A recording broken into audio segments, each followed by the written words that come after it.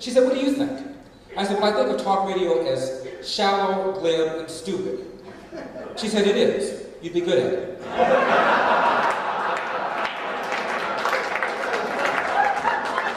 Which gives you some idea of what happened at marriage. So, I've compiled an abbreviated list of some of the names that I've been called because of my opposition to race-based preferences, because of my assertion that the fact that 25% of young black men have criminal records has very little to do with white racism. The fact that of our prison population, 50% happens today to be black, that has little to do with white racism. The fact that in the inner city we have a 50% dropout rate has very little to do with white racism. So here are the list of names I've compiled over the years. Tom, Uncle Tom, bootlicking Uncle Tom, straight up bootlicking Uncle Tom, flag waving, Jew loving Uncle Tom, butt licker, house Negro, coconut as in brown on the outside, white on the inside, Oreo, same concept, wannabe white, whitey loving, self-loathing, anti-black, pro-white, bug-eyed, foot-shuffling, Remus, Sambo Tom, Clarence Thomas supporter, sugar cane Negro, handkerchief head, sniveling weasel, a relatively new addition, the Antichrist, and one that at the time really ticked me off, Republican. Man can only take so much. The reason I suppose I'm so controversial is because I try to tell it like it is, and some ideas, frankly, are just plain wacky. The other day, I'm at a gas station bay, and I'm drive up with the black T-Bird to which Kathleen referred, given to me by my sponsor, Pacific Ford. I got to plug in. I get out wearing my Zillionis from Beverly Hills suit. I take out my credit card with my substantial credit limit, and I fill my car up with premium gas. Meanwhile, a 1968 Dodge Polara kind of rumbles up to the next bay. Two guys get out. Let me describe these guys to you. They look like those two guys who hopped that fence at, was it Comiskey or Wrigley Field, and jumped over there and beat up that Kansas City first base coach. You know what I mean? They had the pasty skin and the tattoos everywhere, and teeth, a few teeth. They were speaking a language which I suspect was English, but it was difficult to tell. They got 5 gallons of regular. They rumble off, and I'm looking at them, and I said, those dudes owe me reparations?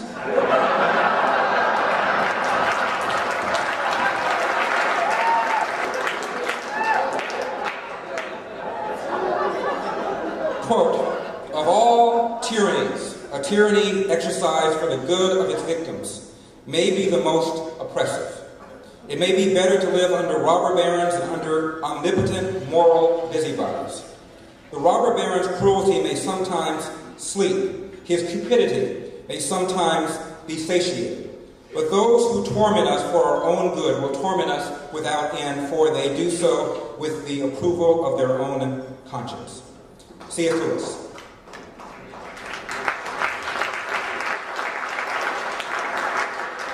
And these are the kinds of challenges that we face. George Herbert Walker Bush passed the Americans with Disabilities Act. It was praised by his son on the 10th anniversary of the act. I used to be in the headhunting business after I practiced law for a while. And these kinds of laws, of course, have unintended consequences.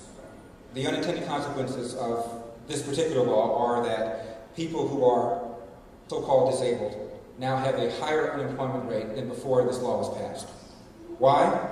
Because prospective employers know that if they hire someone and if that person does not work out, then maybe that person will go and grab a lawyer and sue under the ADA, arguing that the employer failed to reasonably accommodate the disability. Same thing with the IDEA law, which is supposed to make sure that discrimination does not occur against older people, older workers. I have friends who work in the headhunting business, and they tell me that their clients tell them that after the law was passed, they are much less likely to hire an elderly person. God forbid he or she does not work out. They may then go and sue me under the IDEA law.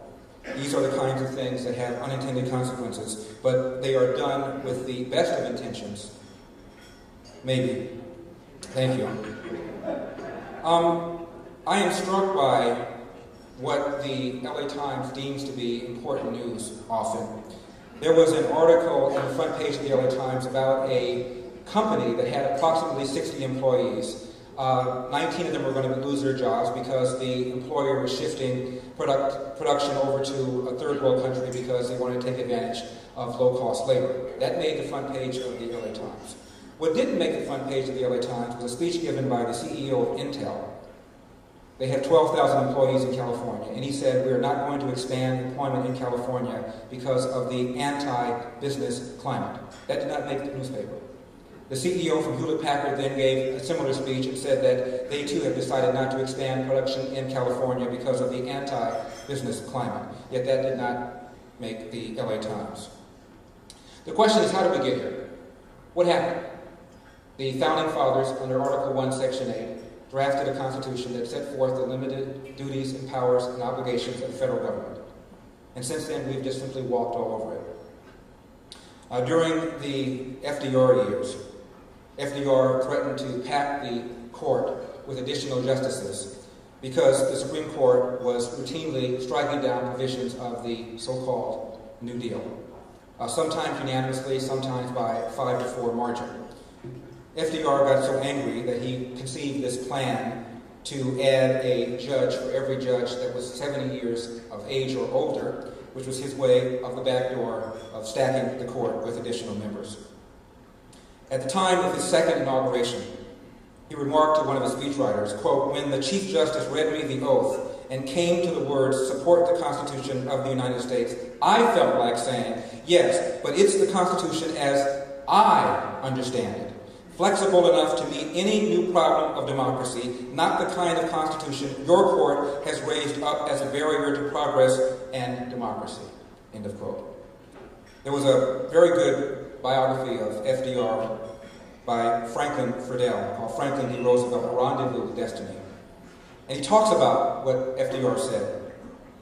And as a result of the threat and of the pressure, one justice, Owen J. Roberts, who had been voting against the New Deal legislation, switched.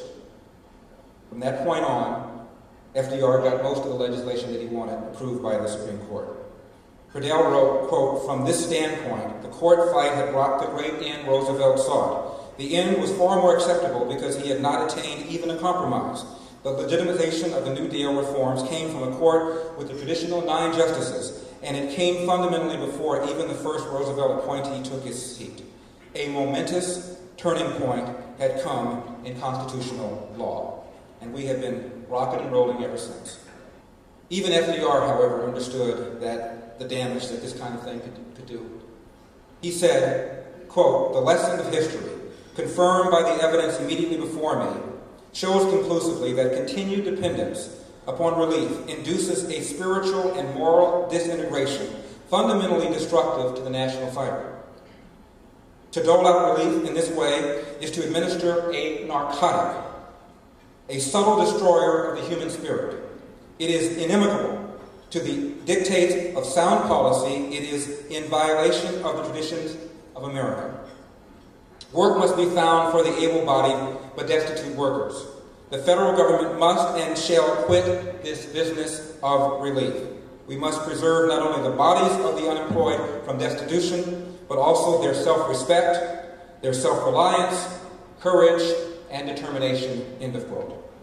Even he understood the damage. Here's another one. Quote, "I am for doing good to the poor, but I differ in the opinion of the means.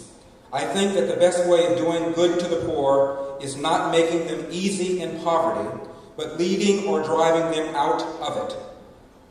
In my youth, I have traveled much, and I have observed in many countries that the more public provisions were made for the poor, the less they provided for themselves, and of course became poorer.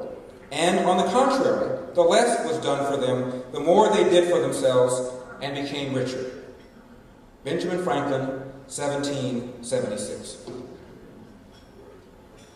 Another one, quote, "I have said, the inevitable result of public charity was to perpetuate idleness among the majority of the poor and to provide for their leisure at the expense of those who work, end of quote. That is Alexis de Tocqueville in a book called Memoirs on Pauperism, which was written about 2 years after the one we all read in high school and college, Democracy in America.